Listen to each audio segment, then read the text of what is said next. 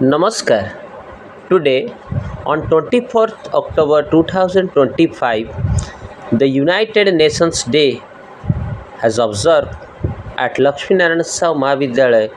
Jagatpur, Cuttack by the Campus Care Club.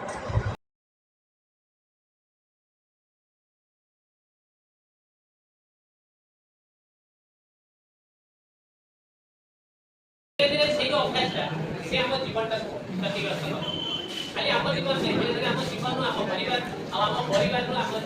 କହିଲେ community ମଧ୍ୟ କ୍ଷତିଗ୍ରସ୍ତ ଆଉ ଘରେ କମ୍ୟୁନିଟି କ୍ଷତିଗ୍ରସ୍ତ ହେଇଗଲେ ସେଇ କମ୍ୟୁନିଟିରେ ଯେଉଁ ନୂଆ ପିଢ଼ି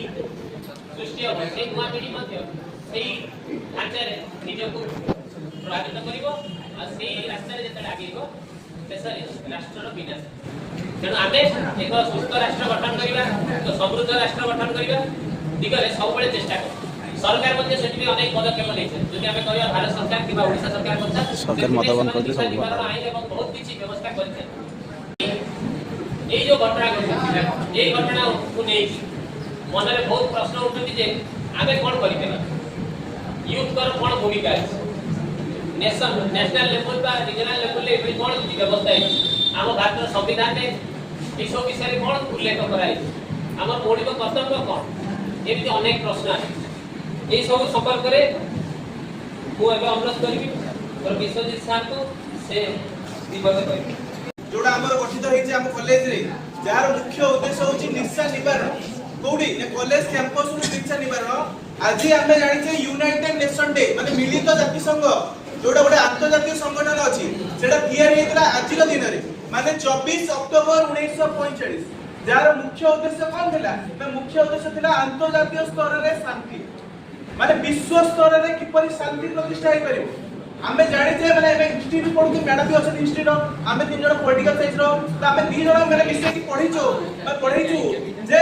हमें विश्व युद्ध जो घटी आसी जी केतेटा विश्व युद्ध हेची तीनटा विश्व युद्ध हेची प्रथम विश्व युद्ध केते हेतला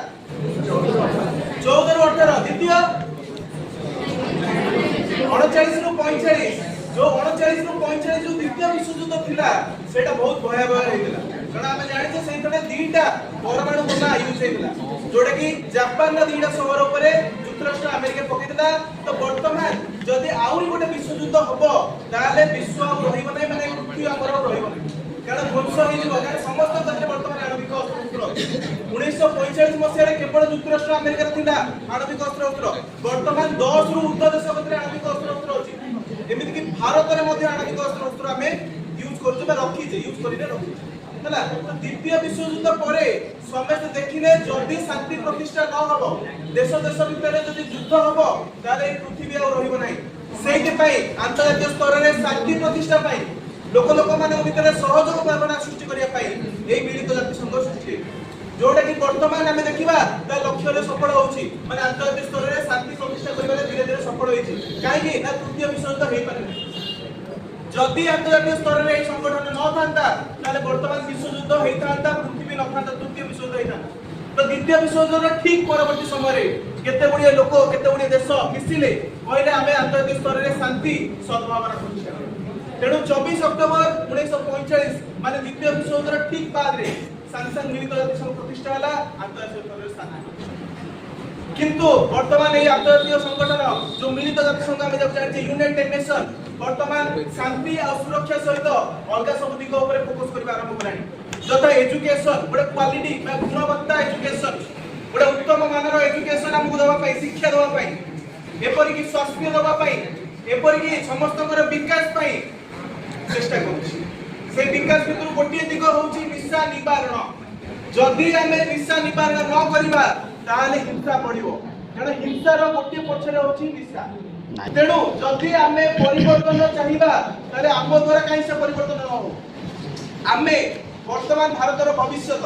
आमे पिला माने होची यूथ माने आगु ही सब देश बढ़िबे ना कि वृद्ध लोक माने बढ़िबे तो आमे जदि गोटे भल डायरेक्शन ले जिबा आम देश भल डायरेक्शन ले जिबो आमे जदि गोटे खराब डायरेक्शन ले जिबा आम देश खराब डायरेक्शन निवारण हे पले विश्व रे शांति प्रतिष्ठा हे परिबो जदि निशा निवारण न हबो विश्व रे अशांति हबो विश्व रे युद्ध हबो एवं विश्व बा पृथ्वी रहबो तो मिलित जाति संघ बा यूनाइटेड नेशन चाहुची लोकल स्तर रु ग्लोबल स्तर माने स्थानीय रु জাতীয় স্তর স্থানীয় রু আন্তর্জাতিক স্তর সবু স্থাନରେ নিশা নিবারণ হব। তো আমি পরিবর্তন আশা করছে যে নিশা নিবারণ হও, আমি চাহুছে শান্তি প্রতিষ্ঠা হও, কিন্তু কাহিঁকি আমি নিজের চেষ্টা করবে।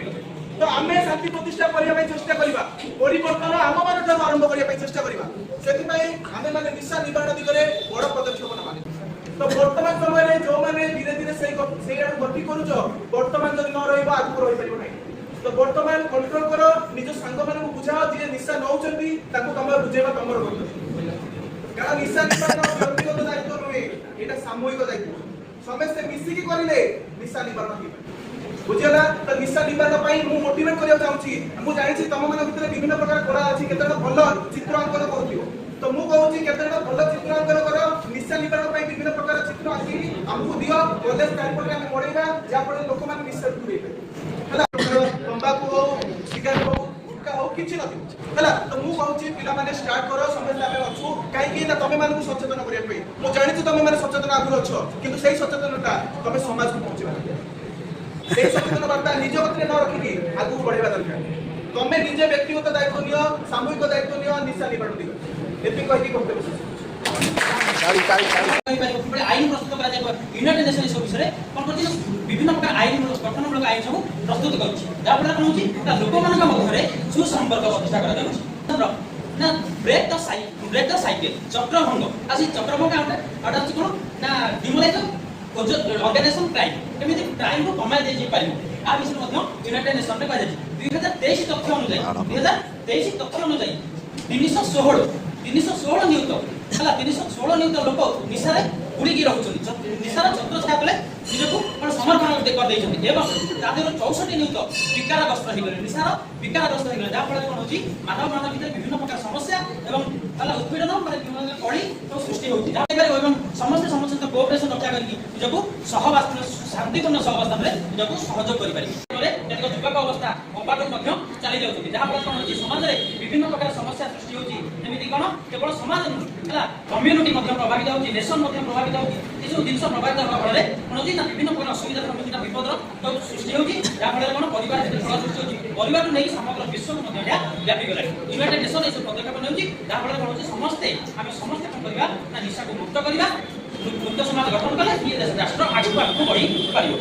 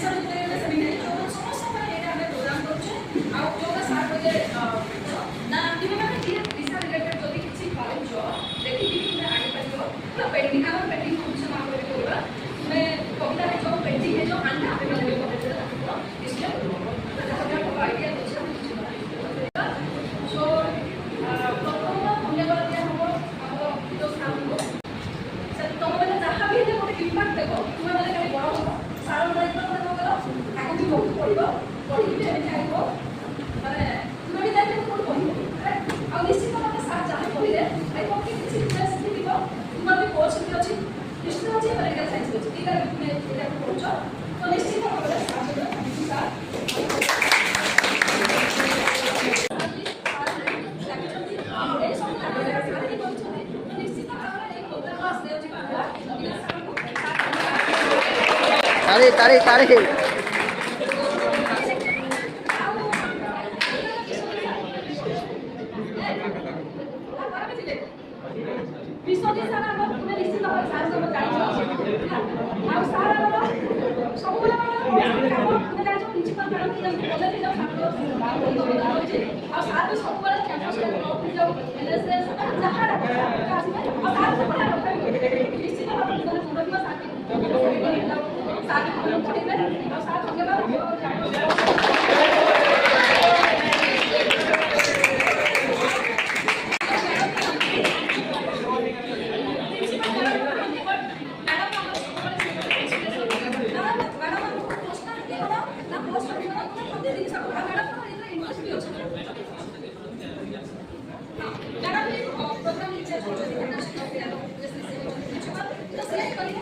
प्रोग्राम इंचार्ज तो निश्चित भाव में